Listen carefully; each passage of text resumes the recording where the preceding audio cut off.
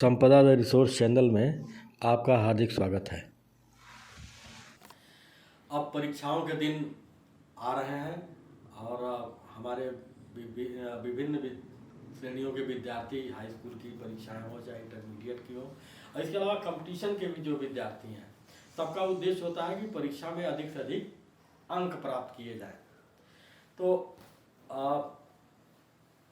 एक महत्वपूर्ण विषय है हिंदी।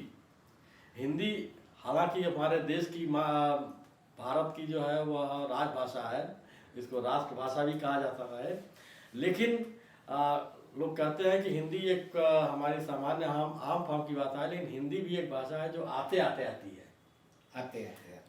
तो इसमें भी हिंदी में भी अधिक नंबर प्राप्त करने के लिए ज़रूरी है कि कुछ खास सावधानियाँ बरती जाएं कि कैसे जो है कविताएं होती हैं, गद्यांश होते हैं, उन पर व्याख्याएं किस तरह से लिखी जाए कि अधिक से अधिक हमारे परीक्षार्थी उनका जो है नंबर प्राप्त कर सके लिख करके। तो मैं हमारे साथ हैं इस समय हमारे जिला कृषि रक्षा अधिकारी हमारे पीपीओ साहब डॉक्टर विनय सिंह जी ने हिंदी साहित्य, सिविल सर्विसेज और पीपीएस और प्रांतीय जो सिविल सेवा होती है उसमें इनका विषय रहा है, तो और बहुत अच्छे नंबर उन्होंने प्राप्त किए। तो मैं जानना चाहूँगा कि विनय जी आप बताएं कि हिंदी में जो विद्यार्थी हमारे बोर्ड की परीक्षाएं दे रहे हैं या कंपटीशन आज दे रहे हैं, वो उसमें व्याख्या संबंधी जो विषय हैं उनमें जो है किस तरह से अधिक अंक प्राप्त करें। सर देखिए सर, व्याख्या के लिए आपके पास दो चीजें आती हैं, या तो कोई काव्य का कोई पोर्शन होगा, वो कोई छंद हो या सोरठा हो, दोहा हो, कुछ भी हो, और या तो जो है गद्य का आपका पैराग्राफ होगा। बिल्कुल ठीक बात। अब जहां से भी वो रचना वो पोर्शन लिया गया है, हाँ। हम सबसे पहला परिचय उसका देंगे। व्याख्या करते समय सबसे पहला परिचय देंगे संदर्भ। हमने संदर्भ लिख दिया कि ये फला ने लिखा हुआ है और फला की किताब से ये पोर्शन उद्धृत है, यहां से लिया गया है जी। अब दूसरी चीज आ जाती है, दूसरी जो हेडिंग हम देंगे वो देंगे प्रसंग। हाँ। अब प्रसंग में सबसे कहानी गड़बड़ाती है, लोग प्रसंग में क्या बताएं, अभी तक बहुत लोग क्लियर नहीं होते प्रसंग में हमें कहना क्या है। अब जहां से वो पैराग्राफ उठा हुआ है, या तो किसी कहानी का अंश होगा, उसके पहले कुछ होगा और उसके बाद में कुछ होगा। निबंध भी होते हैं उसमें, या निबंध है तो उसके पहले का कुछ होगा, उसके बाद का कुछ होगा। बिल्कुल ठीक बात। जैसे ना कि किसी चीज की क्या प्रासंगिकता है, ये बात कहां से आ गई। जी। कोई एक लाइन अगर कह दी कि मैं तुम्हें जान से मार दूंगा, अब आप अगर उसका लिटरल मीनिंग लगाएंगे तो ये होगा कि ये बहुत गलत काम करने जा रहा है, ये धमकी है। ठीक है, तो अब अगर उसके पहले की पैराग्राफ में आपको पता है कि अगर तुमने इन लोगों के खाने में जहर मिलाने की कोशिश की तो मैं तुम्हें जान से मार दूंगा। अब बात ये आती है कि अगर आपको ये प्रसंग पता है कि इसने कहा क्यों, तब आप उस जान से मार देने की व्याख्या तब आप सही कर पाएंगे कि पहले भाई ये आदमी गलत काम करने जा रहा था और उस गलत काम 10 हत्याओं को रोकने के लिए मैं तुम्हारी एक हत्या कर सकता हूँ, एक सीधी बात जो थी। तो मेरा कहने का मतलब दूसरी हेडिंग जो आपकी प्रसंग हो, वो प्रसंग हो कि आप उस संवेदना से परिचित हो जो बात वो कहने जा रहा है, उसके पहले की क्या बात है और बाद में क्या आ सकती है। यानी पहले जो है संदर्भ जी, यानी कहाँ से वो उद्धृत किया गया है, किसने लिखा है जी। और दूसरा प्रसंग जो है जो उदाहरण दिया जा रहा है, जिसकी व्याख्या के लिए कहा गया है जी। तो वो कहाँ से लिया गया है, उसके आगे और पीछे की क्या कहानी है, कैसे है। जब आप कहते हुए आते हैं ना कि कब कहना चाहता है, कब इसके पहले के ये बात कही है और इसके बाद में ये कहना चाहता है, यानी पूरा तारतम्य जो है उससे एकदम जैसे बच्चे हाथ नहीं खेलते, गौरानी खेलते थे हाथ पकड़ते हुए, तो जब जिसका क्रम आए उस क्रम को आप जब परिचय तौर पे बताएंगे। अब हम तीसरी हेडिंग हमारी आती है व्याख्या या अर्थ जी। अब व्याख्या और अर्थ हम दो है। एक तो शब्द शक्ति के माध्यम से अगर उसने सीधे बात करी अभिधा में डायरेक्ट, या लक्षण व्यंजना, 3 शब्द शक्तियां हैं, तीनों में ही किसी माध्यम से वो आदमी अपनी बात कहे होता है। तो कोई भी बात अगर अभिधा में कही गई है, अभिधा मैंने सीधे कह दिया, जैसे मुझे आपको कहना है मूर्ख कहना है तो मैं कह दूं कि मूर्ख कहेंगे, तो आप समझ जाएंगे। अगर मैं ये कहूं कि गधे कहीं के, तब भी आप समझ जाएंगे, क्योंकि मूर्ख जो होना गधे का सबसे बड़ा लक्षण वो लोग कहते हैं, ये रूढ़ हो चुका है।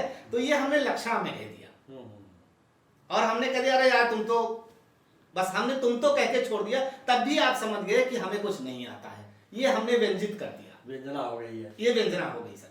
तो अब हमें ये देखना है कि जो बात कही गई है वो अभिधा में है कि लक्षणा में है कि व्यंजना में।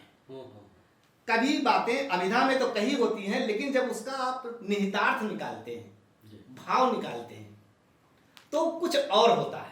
तो वहां आप ये बताते जाएंगे कि इसका शाब्दिक अर्थ तो ये है, शब्दार्थ के मामले में ये है, लेकिन इसके भाव जो है इस तरफ इंगित कर रहे हैं। कवि तो कहना यही चाह रहा है, लेकिन वो इन शब्दों के माध्यम से ये बात अपनी रखना चाह रहा है। यानी अभिधा, लक्षणा और व्यंजना, ये हाँ, तीनों किस रूप में कहा जा रहा है, क्या कहना चाह रहा है। अगर हम ये तोड़ लेते हैं तो हमारी बात जो है आधी यहां आ गई कि हमने कर दिया। अब हम आते हैं विशेष पे, उस पैराग्राफ के विशेष पे आते हैं, चाहे वो पैराग्राफ हो चाहे छंद हो। तो अब वो किस प्रकार का छंद है, पहले हम लिखेंगे छंद का प्रकार क्या है। वो दोहा है, सोठा है, सवैया है, चौपाई है, क्या है, पहले हम उसका प्रकार लिख देंगे, पहले प्रकार लिख देंगे।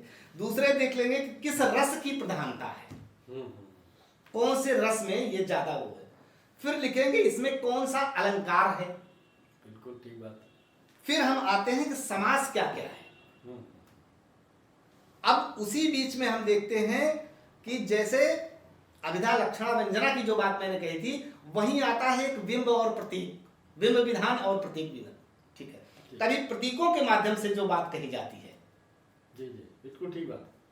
नहीं, कोई चीज कविताओं में तो अब जैसे प्रतीक का मतलब ये है कि आपका नया वो आ रहा है, ये वैलेंटाइन वीक शुरू हो रहा है, किसी को आपने सफेद फूल दे दिया, किसी को पीला दे दिया, किसी को लाल दे दिया आपने फूल ही, और सब गुलाब है, लेकिन उनके प्रतीकों के अलग अलग अर्थ हो गए हैं। हमारे यहाँ चलते चलते वो रूढ़ हो चुके हैं। तो ये कह दिया गया पीला फूल दे दिया तो हम आपसे दोस्ती करना चाहते हैं, और लाल फूल दे दिया तो हम आपसे प्यार करना चाहते हैं। तो ये चीज जो प्रतीक, ये कवि ये इन्हीं चीजों को जो है यूज करते हुए, तो जब आप देख लेंगे किन प्रतीक के माध्यम से क्या कहा गया है, यानी कि विशेष जो आपका होगा जी, उसमें आपको जो है छंद का किस तरह का है, हाँ, और उसमें अलंकार कैसे है, रस कैसे, रस क्या है, समास क्या है, समास क्या है।